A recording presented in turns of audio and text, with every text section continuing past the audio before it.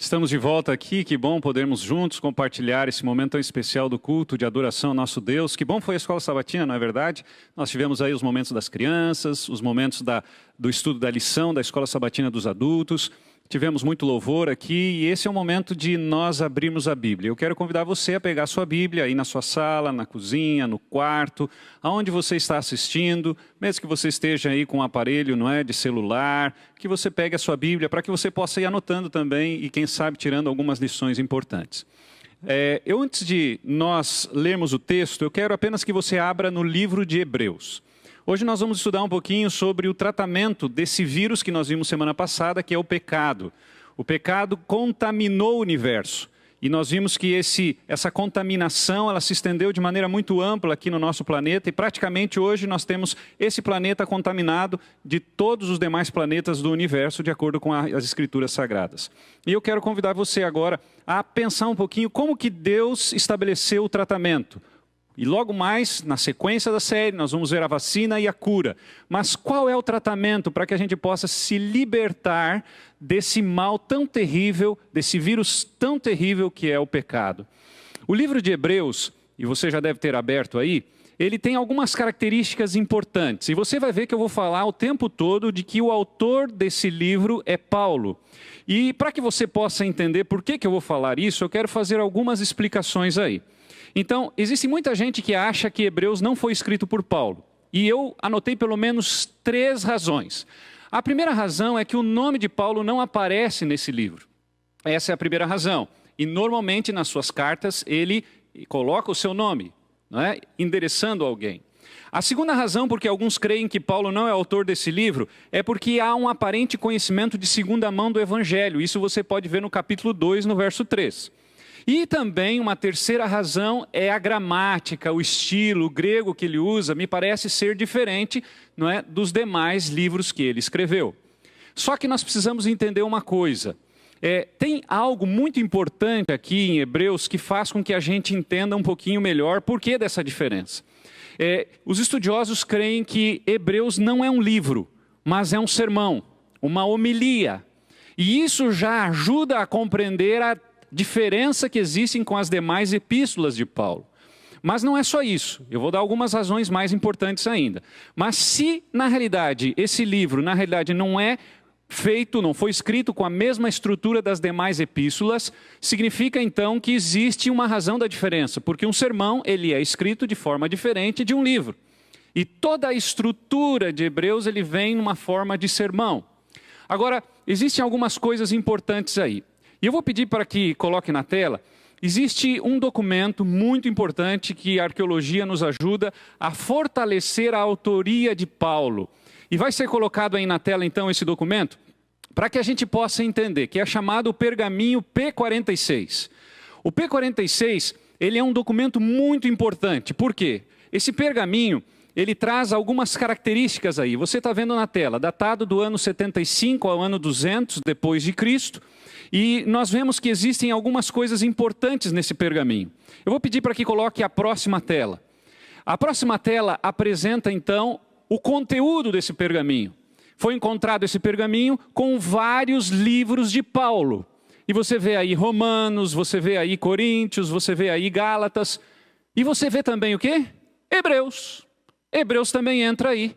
E você pode ver então, no Museu de Michigan está esse documento, e você pode perceber de que essa é uma evidência muito forte que a arqueologia nos dá para nós afirmarmos que Hebreus foi escrito por Paulo. Bem, tirado essa dúvida, nós temos também a confirmação do espírito de profecia. É uma expressão que a gente usa, nós adventistas, para intitular os livros que foram escritos por Ellen White, que cremos que foram inspirados. E nós temos, por exemplo, no livro Grande Conflito, na página 347, nós temos aí no Testemunhos Seletos, volume 2, na página 267, a afirmação de que Paulo é o autor do livro. Feito essa explicação, vamos ao texto agora. Capítulo 3, vamos lá? Capítulo 3, verso 1. Olha que interessante o que Paulo aqui nos diz. Por isso, santos irmãos, que participais da vocação celestial, considerai atentamente o apóstolo, o sumo sacerdote da nossa confissão, Jesus. O apóstolo Paulo aqui, ele faz um considerando. Os estudiosos dizem que o capítulo 3 é o início das considerações ou dos considerandos de Paulo dentro desse livro, entre aspas, ou desse sermão de Paulo. E aqui então ele faz essa consideração. E a consideração que ele faz é: considere o apóstolo sumo sacerdote. E aí ele menciona Jesus. Por que Paulo faz essa afirmação e esse apelo nesse início dessa sessão do capítulo 13 e 4? Você vai ver outros considerandos, por exemplo, hoje se ouvirdes a sua voz, não endureçais o vosso coração. No capítulo 4 ele faz um considerando, fazendo um apelo para que a gente creia na Bíblia como sendo, não é, um livro sagrado. Tem vários considerandos nesses dois capítulos. Mas interessante é que ele faz esse considerando com uma ênfase muito grande. É como se ele estivesse entonando a voz e fortalecendo cada vez mais a ideia de que nós não podemos esquecer que Jesus é o nosso sumo sacerdote. O que isso tem a ver com o tratamento, não é, desse vírus chamado pecado? Tem tudo a ver. Nós precisamos entender de que a cruz ela é essencial, não existe salvação sem cruz. E a cruz é fundamental para que nós possamos passar pelo processo de cura. Mas existe um elemento muito importante que é aliado à cruz, que é a figura do sacerdote, que é justamente o lugar onde esse sacerdote trabalha, chamado santuário. E é justamente a isso que Paulo está fazendo referência. Eu não sei se você já foi para algum lugar que as pessoas te ignoraram. Eu lembro de uma situação em que eu e minha esposa fomos num ambiente, numa reunião com várias pessoas. E naquele momento nós ficamos ali muito tempo, quem sabe ali umas 3 horas, e ninguém perguntou o nosso nome e de onde éramos. Era longe da nossa casa. E aquilo nos fez ficar assim bem chateados. E quando estávamos voltando para o nosso destino no carro, a minha esposa perguntou: você percebeu o que aconteceu? E eu não queria mencionar nada, fiquei quieto, e ela disse: você viu que ninguém perguntou o nosso nome, ninguém perguntou de onde a gente era? As pessoas nos desconsideraram. Eu digo para você, queridos, que é muito triste você ser desconsiderado. E o apóstolo Paulo ele está justamente fazendo apelo para que a gente considere o sumo sacerdote. Por quê? Porque Deus, na sua infinita sabedoria, mostrou para Paulo que em algum momento da história, num longo período, as pessoas iam desconsiderar a figura de Jesus como sumo sacerdote. Agora, que importância tem isso no tratamento do pecado? É muito importante, porque Jesus é nosso Salvador e Ele morreu na cruz, e isso é fundamental para que a gente possa realmente ter a vida eterna. Mas nós precisamos entender que a salvação tem uma outra fase muito importante, que tem a ver com o santuário, e o santuário confirma a cruz, o santuário reforça a ideia de um Cristo Salvador. Mas agora, no santuário, Jesus, ele agora começa a assumir uma outra responsabilidade, que é a responsabilidade do advogado, que está lá em 1 João capítulo 2, verso 1, que nós temos um advogado. Daniel 7 apresenta a mesma ideia, do Filho do Homem que se coloca diante do Ancião de Dias para interceder por nós. Então, queridos, para que a gente possa ter o tratamento, nós precisamos entender as fases que nós temos para compreender o processo da salvação. A cruz, fundamental. A cruz é essencial. A cruz é justamente aonde nós recebemos a oportunidade da salvação. Mas o santuário é onde a cruz é confirmada. É lá no santuário que Jesus então traz todos os créditos para que nós possamos não só sermos perdoados, mas libertos e transformados um dia desse vírus terrível chamado pecado. Vamos tentar entender algumas coisas aí. Veja, o propósito dessa homilia, desse livro, entre aspas, desse sermão, é despertar cristãos que estão fracos, vacilantes. Esse é o propósito. E o tema de Hebreus, ele trabalha justamente as duas ideias. O Cristo, não é, o Cordeiro sacrificado que se assenta no trono como sumo sacerdote. Portanto, Hebreus apresenta as duas ideias. Apresenta Cristo como Cordeiro, mas apresenta também Cristo como sacerdote. Você pode ver no capítulo 8. Possivelmente esse livro foi escrito antes do ano 70. Os estudiosos creem que foi por volta do ano 63. Por quê? Porque no capítulo 8, verso 4, existe uma indicação de que ainda se fazia sacrifícios. E o templo, de acordo com a história, foi destruído no ano 70. Portanto, esse livro não poderia ter sido escrito depois do ano 70, mas sim antes do ano 70. Algumas curiosidades importantes para a gente entender. Agora, entendamos todo o processo da salvação. Jesus executa através, ou Deus executa através de Jesus, não é? A divindade executa o plano da salvação na cruz. Mas existe algo muito importante para a gente entender. A cruz resolve o problema da culpa. Eu sou culpado, eu errei, eu deveria morrer e Jesus morre por mim. Agora, a cruz, ela faz a primeira parte do processo e o santuário ele vem para completar, que é justamente a ideia de nós podermos agora sermos libertos totalmente desse vírus, que aí vem justamente o tema dessa manhã, que é o tratamento. Vamos tentar entender algumas coisas, tá? Para que você possa compreender bem. Imagina que você pega um empréstimo e você está montando uma empresa e você pega aí, quem sabe, R$1 milhão de empréstimo num banco qualquer. E aí você tem uma data para poder pagar o banco. E você usa esse dinheiro para montar a sua empresa, comprar um maquinário, montar, estruturar. E você imagina que em um período curto você vai conseguir saldar a dívida e devolver o dinheiro para o banco. Porque você vai agora produzir, vai vender o seu produto, e aí você vai então ter lucro e vai pagar. Essa é a ideia inicial. Só que o que acontece? Chega na data de saldar a dívida com o banco, o seu negócio não deu tão certo assim. A sua empresa não vendeu os produtos como você imaginava. E você agora fica apavorado. E você tem uma dívida enorme agora no banco, juros, e aí você resolve ir ao banco conversar com o gerente. E você vai ao gerente e você explica a situação. Olha, eu imaginei uma situação, imaginei que eu ia conseguir ter o dinheiro para devolver para o banco, mas agora eu não tenho. E nesse instante você entra em desespero e o gerente olha para você e diz assim, eu não tenho nada para fazer por você, eu não posso fazer mais nada, você precisa pagar a dívida. E ele vira as costas e você sai do banco triste, isso era na parte da manhã, você vai até a empresa, não consegue trabalhar direito, naquele dia não consegue almoçar, já faz dias que você não consegue dormir. E o que acontece? Você fica desesperado ou desesperada. Muito bem. Antes do banco fechar, meia hora antes, você recebe uma ligação. Você olha na bina do seu celular do banco que você havia pego o empréstimo. Era o gerente. E o coração começa a disparar. Você fica nervoso, nervosa, não sabe o que fazer agora. Como que eu vou encarar essa situação? Eu não tenho dinheiro para devolver. E aí o gerente diz assim, por favor, vem aqui no banco urgente, eu tenho uma notícia para você.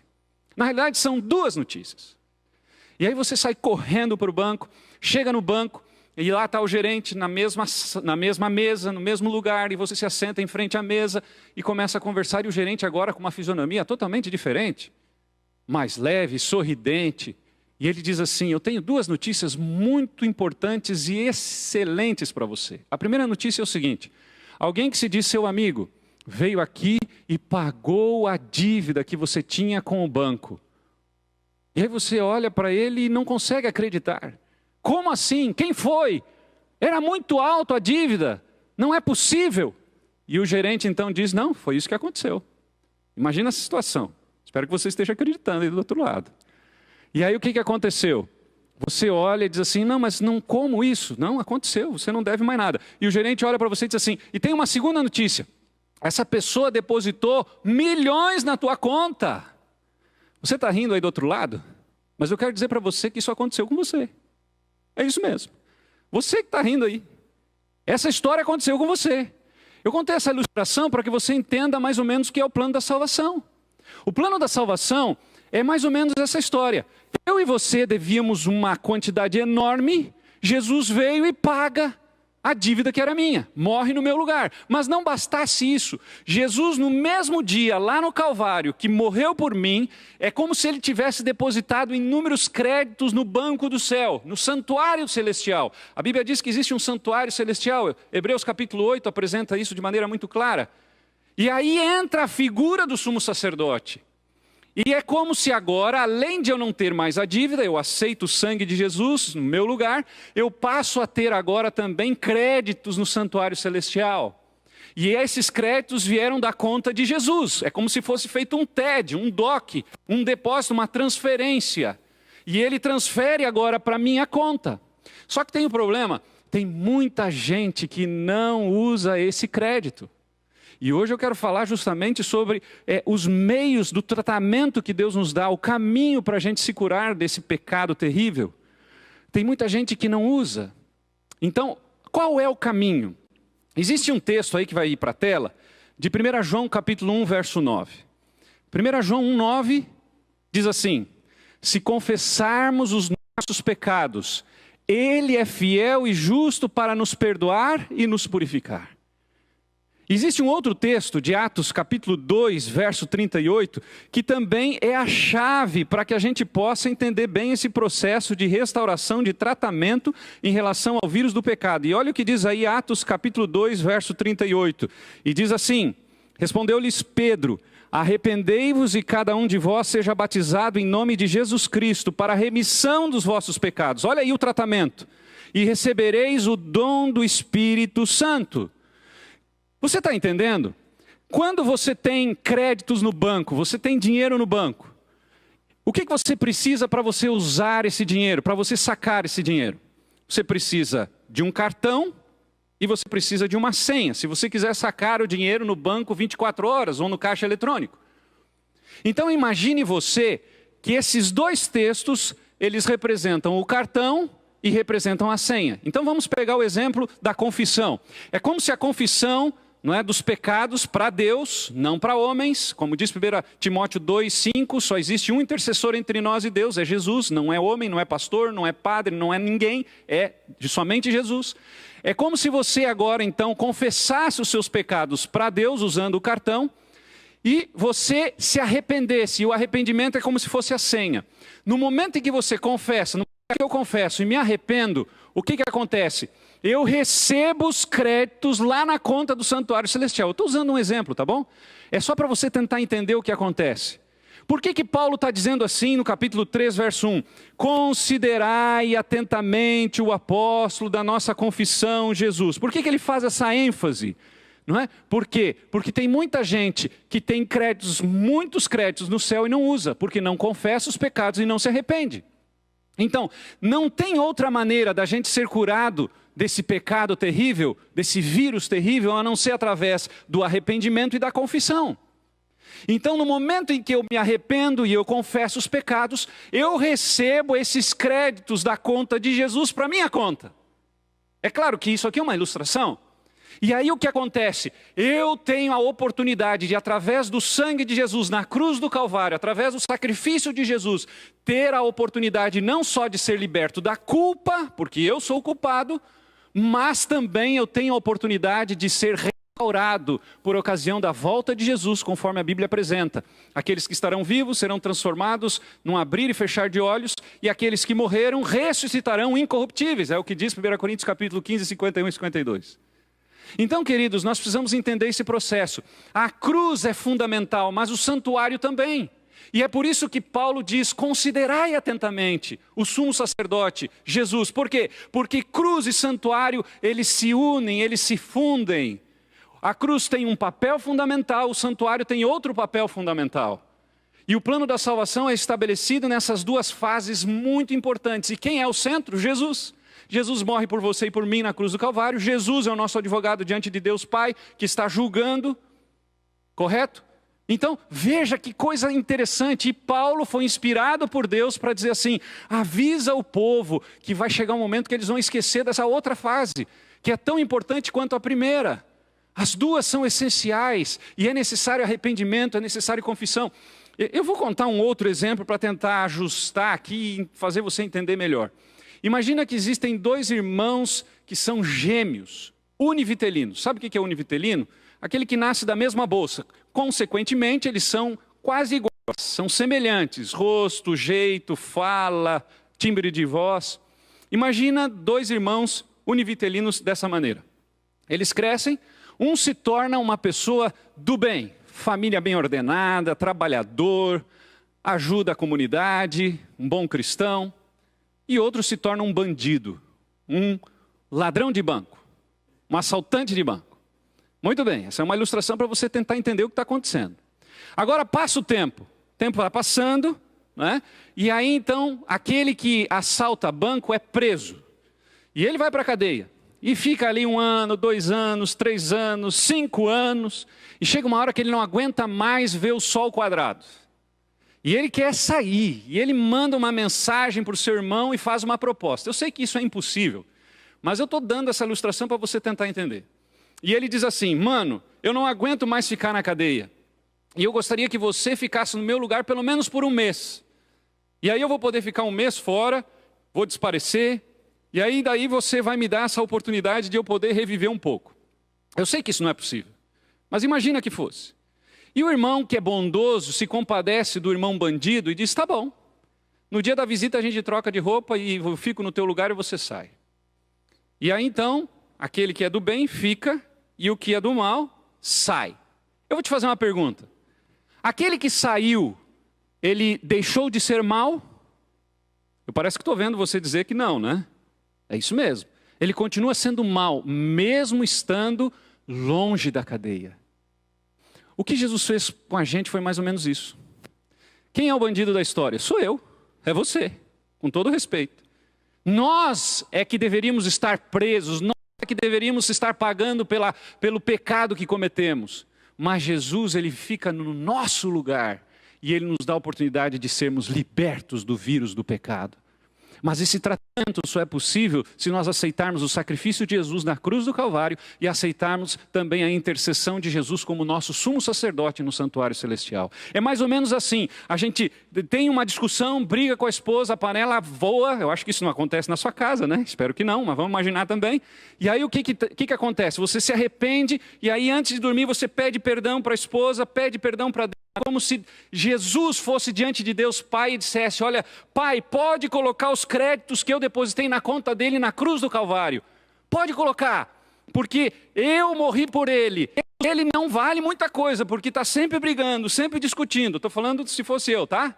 Não fica nervoso aí, nervosa. Tá? E aí o que acontece? Jesus, ele vem e me dá a oportunidade de poder ser restaurado. Você percebe que coisa linda é isso? Jesus faz tudo para que você e eu não nos percamos. Querido, querida, não tem como a gente não amar esse Deus. Esse Deus é maravilhoso. Esse Deus, ele cuida dos pormenores, dos detalhes. E quando o apóstolo Paulo, ele se refere a essa ênfase de nós não esquecermos o sumo sacerdote, é como se ele estivesse dizendo assim, Jesus já fez muito no passado na cruz, e Jesus continua trabalhando pela tua e pela minha salvação, portanto não ignorem ele. Eu estou falando para alguém que está ignorando o apelo de Jesus. No mesmo capítulo tem um chamado que diz assim, hoje se ouvirdes a sua voz, não endureçais o vosso coração, como foi com o povo lá no deserto. É mais um considerando desse capítulo. Queridos, nós precisamos entender esse plano maravilhoso de salvação. A cruz é essencial, fundamental, e o santuário vem complementar. O santuário vem endossar o que Jesus fez na cruz. E no momento em que a gente pede perdão, a gente tem a oportunidade de receber então a restauração. Por que Jesus ensinou que nós devemos orar em nome dele? Você lembra isso? Lá nos evangelhos? Mateus capítulo 6 tem a oração modelo. E Jesus disse, não é? Quando orardes, orardes em meu nome. Por que ele disse isso? Por causa desse processo. Deus Pai é o juiz, ele é o intercessor. E nós só temos condição de chegar até Deus Pai graças ao sacrifício de Jesus na cruz e à intercessão dele no santuário celestial. E isso é fundamental. E não é à toa que Jesus disse, quando vocês vão falar com o Pai, falem em meu nome, porque eu é que vou interceder por vocês, é eu que vou colocar e pedir ao Pai que coloque os créditos que um dia eu depositei na conta do céu de vocês, na conta de vocês, porque somente assim vocês serão tratados, curados desse vírus terrível chamado pecado. Deus está nos chamando nessa manhã para nos arrependermos. Deus está te chamando para se arrepender, para confessar os pecados. Deus está nos chamando para que a gente possa aceitar a intercessão de Jesus Cristo, o sacrifício de Jesus Cristo por nós na cruz do Calvário. Paulo está clamando para cada um de nós. Filho, filha, acorde. Não perca essa chance, não perca essa oportunidade. Eu estou te dando mais uma oportunidade. Os eventos finais estão acontecendo. Os sinais da volta de Jesus praticamente todos já aconteceram. O evangelho está se avançando, a pregação do evangelho está indo de uma forma como talvez não iria se não fosse por causa de algumas coisas que acontecem em nosso planeta. E eu não tenho dúvida que existem lugares especiais, conforme João 14, que Deus está preparando para cada um de nós. E Jesus está como que alguém de braços abertos, dizendo: filho, filha, eu estou aguardando vocês, mas por favor, aceite o sacrifício na cruz, aceite a minha intercessão diante do Pai por vocês. Eu quero contar uma história para encerrar, que eu e minha família vivemos há muitos anos atrás. Nós fomos transferidos para uma cidade, e sempre que um pastor é transferido para uma cidade, ou qualquer pessoa que é transferida, você vai atrás, primeiramente, de uma casa. E, obviamente, que nós recebemos algumas informações, e recebemos a informação de um amigo que tinha feito uma casa, que ele morava e que havia saído, que era muito boa, e que ele poderia encaixar dentro daquilo que a gente podia pagar. E então fomos para a casa. Quando nós chegamos nessa cidade para ver a casa, nós vimos a casa, era uma casa maravilhosa. Nós nunca pensávamos que iríamos morar numa casa como aquela, um pátio muito bom, casa boa. E nós pensamos, é essa casa. Ele disse: olha, o valor que vocês podem pagar é o valor que eu vou cobrar de aluguel. Então estava dando tudo certo. Não tinha como dar errado. Fechamos o negócio, é essa casa. Vamos ficar nessa casa. A mudança veio. E aí então, a euforia, a alegria era muito grande. Na época, não é apenas com o filho mais velho. E aí então começamos a ajustar as coisas, cada coisa no seu devido lugar, os móveis e tal. O fato é de que estávamos felizes. Até a primeira noite naquela casa. Quando chegou por volta das 3 da manhã, daqui a pouco um barulho ensurdecedor começou a passar ali próximo, naquele bairro. Era um barulho terrível. Eu me acordei, minha esposa acordou e nós ficamos assustados. Até a mente, vir ao seu normal, nós percebemos que tinha alguma coisa errada, mas não conseguíamos identificar o que era. E aí percebemos que se tratava de um trem. O fato é que a gente não tinha visto, mas nós tínhamos alugado uma casa que tinha um trilho de trem bem atrás do pátio. Aí você imagina a situação. E todas as noites, por volta das 3 da manhã, o trem passava por ali, e não bastasse isso, o maquinista parece que se pendurava, na sirene ali, e isso fazia com que a gente acordasse todas as madrugadas. Aquilo ali foi terrível. Eu vou dizer para vocês que nós ficamos várias noites sem dormir. Só que o tempo foi passando, não tinha como se mudar. Nós tínhamos que ficar ali pelo menos por um período de um ano. E aí então o que aconteceu? Passou o primeiro mês, o segundo mês, o terceiro mês. E eu vou dizer para você que a gente foi acostumando. E chegou um momento em que a gente não acordava mais. Aí eu te pergunto, o trem parou de passar? Não. O maquinista parou de acionar a sirene? Não, porque tinham vários cruzamentos. O fato é que o nosso ouvido, o nosso cérebro, acostumou com o barulho do trem. Assim é o pecado.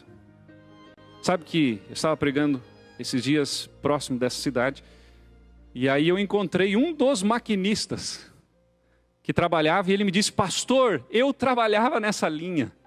E eu disse: descobri, era você o responsável, E aí brincamos. Mas eu quero dizer para você que o pecado é assim. O pecado é terrível.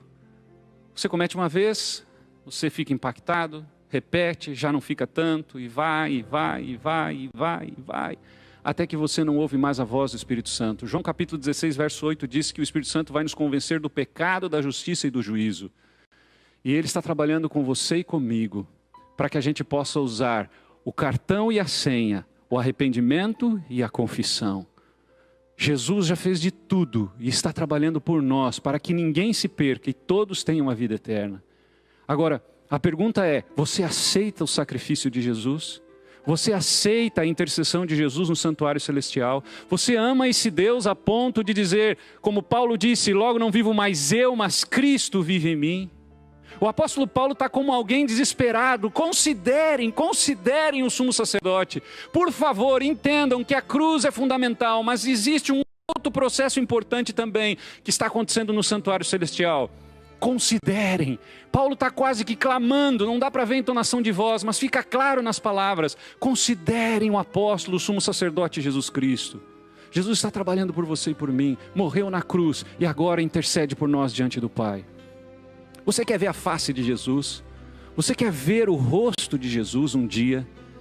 A Bíblia nos diz que isso é possível, mas nós precisamos aceitar esse tratamento oferecido pelo céu.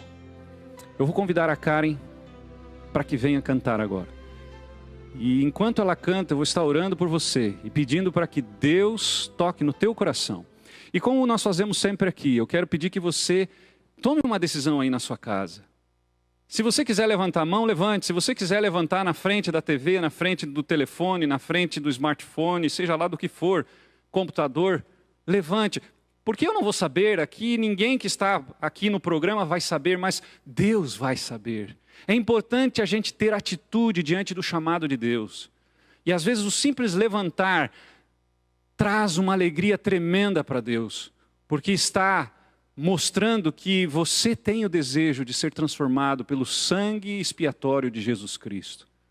Enquanto ela canta, eu vou estar orando para que você aceite o apelo de Deus. Ele diz: hoje, se ouvirdes a minha voz, não endureçais o vosso coração. Tem um telefone aí, que você pode colocar: eu quero estudar a Bíblia, eu quero me batizar, eu quero voltar para a igreja.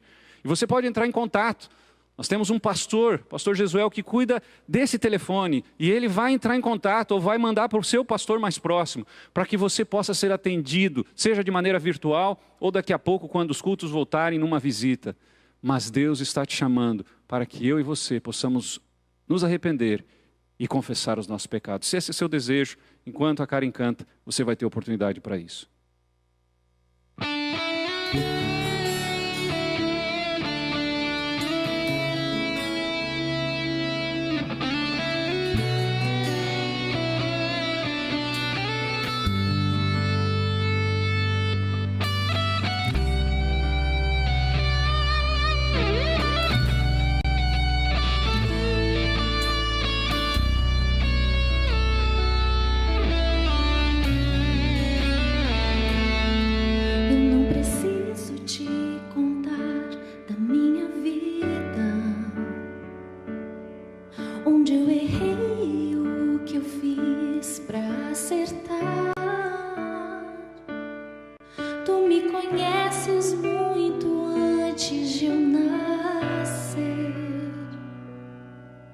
Já sabia o que eu iria enfrentar.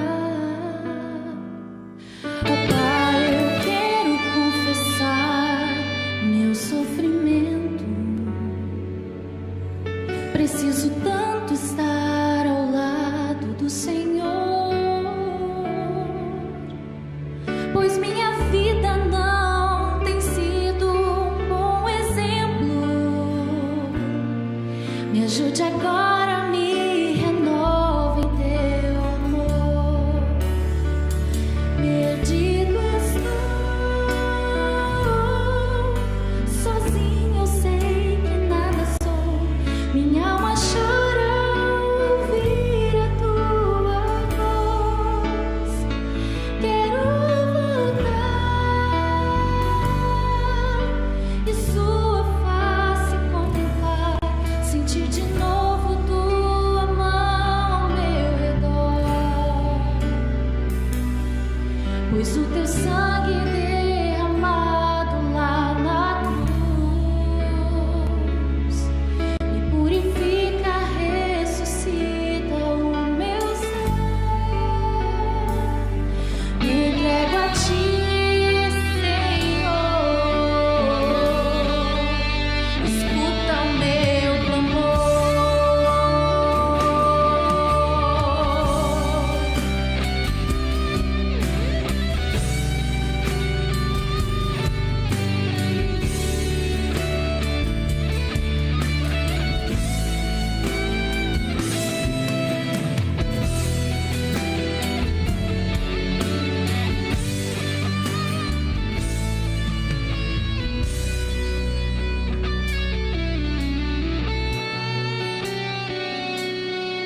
Quero lembrar das vezes que me abraçava,